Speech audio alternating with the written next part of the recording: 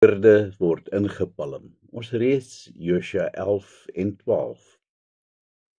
Tot dusver het Josua slegs te doen gekry met die volke rondom die Dooie See in die suide van die land. Dinge sou egter verander en Jabin, die koning van Hasor, begin ongemaklik raak. Alhoewel sy stad 150 kilometer noord van Gilgal geleë is, begin hierdie afstand vir hom 'n bietjie klein raak wanneer hy luister na die gerugte van hierdie skrikwekkende volk Israel. Hy's nou wel die magtigste van al die volke in die noorde, maar dit maak hom nie minder gerus nie. Dus stuur hy boodskappe aan al die buurvolke tot so ver as die Jordaanvallei suid van die see van Galilea. Hy wil 'n bondgenootskap met hulle aangaan teen hierdie klomp Israeliete. Normaalweg sit hierdie spul beslis nie om dieselfde vuur nie, maar almal is bang vir Israel en daarom besluit hulle om vir hierdie een keer saam te staan. Wanneer hierdie mag uiteindelik saamtrek en ontplooi by die waters van Merom, is daar soldate net waar jy kyk. Vir die Israeliete wat hulle gesien het, lyk hulle meer as die sand van die see. En dit is nie net voetsoldate nie. Nee, hierdie spul is gewapen tot die tande toe met perde en strydwaans, wat enige weermag in mekaar sal laat krimp van vrees. Merom is vandag bekend as die Hula-vlei lande, sowat 12 kilometer bo kan die see van Galilea. Dit was ideaal vir Jabin, met volop water vir hulle perde en 'n oop vlakte vir die strydwaans. Vir Josua en sy manne is hierdie strydwaans en perde slegte nuus. Hierdie is gevorderde wapentuig. Maar God is in beheer. En al lyk die vyand oorweldigend met die mees gevorderde moderne wapens, is hulle steeds pionne in sy hand. Moenie vir hulle bang wees nie, sê die Here vir Josua. Môre die tyd gee ek hulle oor aan Israel. Dan sneuwel hulle almal. Dan leer die Here vir Josua iets meer oor oorlogstrategie.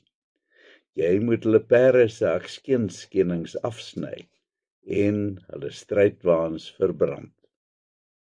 Die Israeliete was teen hierdie tyd al gesoute vegters wat 'n voet enige vyand sou aandurf. As hulle van hierdie gedigte vyand se strydwaans en perde ontslaa raak, dan is hulle ook maar almal voetsoldate en sonder hulle troefkaart. Die strydwaans is hulle leer verswak. Josua doen dus wat die Here hom beveel, en dan is hierdie oormag soos die sand van die see glad nie meer so skrikwekkend nie. Josua het ook al geleer dat 'n verrassingselement jou vyand totaal onkant vang en ontwrig. Dis nou presies wat hy doen, en onverwags oorval hy die vyand. Om 'n lang storie kort te maak, hulle word afgemaai en totaal vernietig. Josua moet die yster smee terwyl dit warm is, en dan trek hy op na Hasor in die noorde. Die stad word ingeneem en verbrand. Hy stop nie hier nie, en al die ander stede in die noorde word ook oorval. Vir Josua se soldate is dit alles baie goeie nuus, want by elke stad wat hulle verower, kry hulle toestemming om die vee en buit vir hulle self te neem. Op hierdie wyse sorg die Here mildelik vir sy volk. Hy gee nie alleen vir hulle 'n nuwe blyplek nie, maar hy voorsien ook mildelik in al die middele om te kan oorleef. Ons moet besef dat Josua 'n uitstekende leier was. Op 'n tydstip Toe die volk totaal leierloos was in Egipte, het die Here voorsien in een van die grootste leiers wat die wêreld ooit geken het, Moses. Na sy dood laat God nie die volk leierloos nie, en weer eens voorsien hy in 'n wonderlike leier soos Josua op 'n tyd toe die volk 'n sterk leier broodnodig gehad het. Sonder Josua se leierskap sou dit onmoontlik wees om die land in te neem.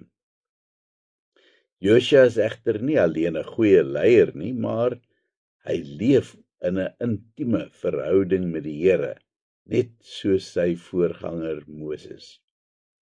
Terloops, Josua was darm nie die enigste een wat grond verower het vir Israel nie. Aan die ooste kant van die Jordaan het Moses die eens magtige Amoriete, asook Basan verslaan en hulle grond vir die volk ingepalm. Saam met die grondgebied wat Josua verower het, is daar nou oor genoeg grond vir al die Israeliete. Hulle het ook teen hierdie tyd oorgenoeg gehad van oorlog maak en God gun hulle 'n welverdiende ruskans. Die volk het stelselmatig met hulp van die Here die hele land in besit geneem. Nou kry Josua opdrag van die Here om die land te verdeel, sodat elke stam sy regmatige plek sou kry. Grense van elke stamgebied word noukeurig bepaal, sodat daar nie later gestry sou word aan wie 'n sekere stuk grond behoort nie. Eerste aan die beurt is die stamme van Ruben, Gad en die halwe Manasse stam, wat hulle grond aan die ooste kant van die Jordaan kry, soos hulle destyds deur Moses beloof is. Daarna word die grond wat in hulle besit geneem het, wes van die Jordaan, onder die oorblywende stamme verdeel. Dis egter nie die einde nie. Daar word ook asielstede aangewys waar enige een in veiligheid kon gaan bly wanneer daar onnodige bloedwraak ter sprake sou wees. Hiervan sal ons 'n bietjie later meer lees. Verder word stede aangewys wat uitsluitlik vir die gebruik van die Lewiete sou wees. Wanneer alles afgehandel is, trek die 3 stamme wat hulle grondgebied oor kan die Jordaan gekry het terug. Op pad bou hulle 'n altaar vir die Here by die Jordaanrivier. Kom ons bid.